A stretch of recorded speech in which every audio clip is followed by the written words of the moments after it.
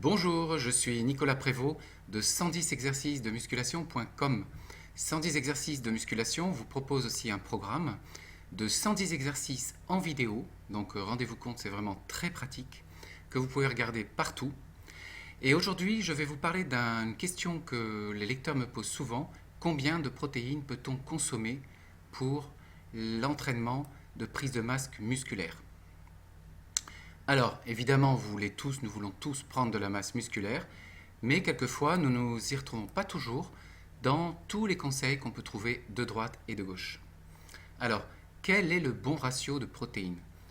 Les muscles étant composés de 25% de protéines et 75% d'eau et de glycogène, votre consommation de protéines va être très importante, non seulement pour votre développement musculaire, mais également aussi pour maintenir ce qu'on appelle votre masse sèche et renouveler vos cellules. Le renouvellement est essentiel également. Le ratio de protéines recommandé, alors c'est 0,72 g par kilo et par jour pour une personne sédentaire active, de 0,8 à 1,2 g par kilo pour une personne active, donc qui travaille dans la vie courante, et 1,6 g par kilo pour un athlète de haut niveau. Donc vous n'êtes peut-être pas encore un athlète de haut niveau, je souhaite que vous le deveniez si c'est votre rêve. Je pense que l'idéal, et la documentation que j'ai consultée le confirme, c'est de vous situer aux environs de 1,2 g de protéines par kilo de poids corporel et par jour. Alors, après, ça va dépendre un petit peu de votre hérédité, de votre morphologie et de vos objectifs. Alors, comment obtenir des résultats optimisés? Tout simplement en baissant la consommation de lipides et de glucides. Car attention, il ne s'agit pas de garder la même consommation de glucides et de lipides et de dire hop, j'augmente la consommation de protéines, comme ça tout va bien aller. Non, non, non. Parce que toute surconsommation de protéines est inutile. Ça ne vous fera pas prendre de masse musculaire plus vite. Et en plus, ça va fatiguer vos reins. Vous ne savez peut-être pas, mais les reins éliminent tous les déchets de toutes sortes du corps. Et quand ils sont trop surchargés en déchets provenant des protéines, ça les fatigue. Alors, quelles protéines choisir? Il y a deux types de protéines. Les protéines complètes, celles qui ont tous les acides aminés, et les protéines incomplètes qui n'ont que certains acides aminés.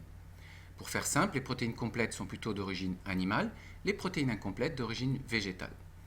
Gardez à l'esprit que les protéines animales ont une plus grande valeur biologique pour votre entraînement. La valeur des protéines animales est supérieure à celle des protéines végétales, car les protéines animales sont utilisées habituellement par l'organisme pour la réparation des cellules et pour le développement musculaire, par exemple chez les enfants. Ou quand vous avez subi une opération, vous êtes à l'hôpital pendant plusieurs semaines et vous sortez de là, il faut vous rééduquer et refabriquer des muscles. La valeur biologique d'un œuf, par exemple, est de 100%, celle du bœuf est de 80%, et celle des haricots est de 50%. Donc ça vous donne une petite idée. En consommant essentiellement des protéines de qualité, celles-ci seront mieux utilisées par votre organisme, et l'organisme fatiguera moins. Si vous craignez de ne pas absorber suffisamment de protéines, il vous est possible d'avoir recours à des compléments protéinés.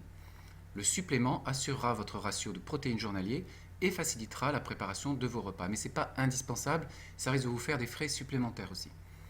Que faut-il faire pour bien développer votre masse musculaire? Consommez très régulièrement, chaque jour, une quantité suffisante de protéines. Y adjoindre des compléments protéinés pour compléter votre ration si besoin. Faire attention à installer et conserver des habitudes de repas.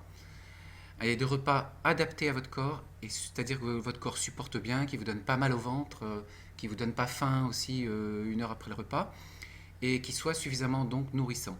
Quand je parle d'habitude de repas, il faut que votre corps soit habitué à manger soit à midi, à 13 heures, enfin à l'heure que vous voulez, mais que ce soit très régulier. Parce qu'il aura comme ça des repères.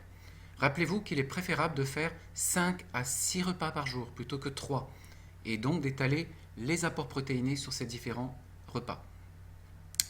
Voilà, donc passez en revue votre organisation, votre motivation, les buts que vous poursuivez et faites pour le mieux.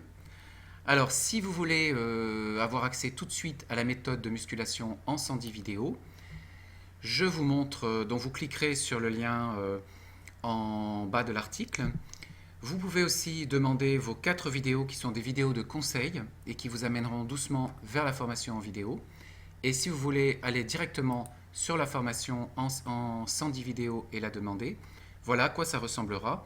Donc vous aurez un tableau de bord qui sera consultable sur votre ordinateur, mais également sur les tablettes, le téléphone portable, etc. Vous aurez des conseils spécialisés et personnalisés, et vous aurez donc tout votre programme. Voilà, je vous dis à très bientôt dans une prochaine vidéo, et d'ici là, entraînez-vous bien.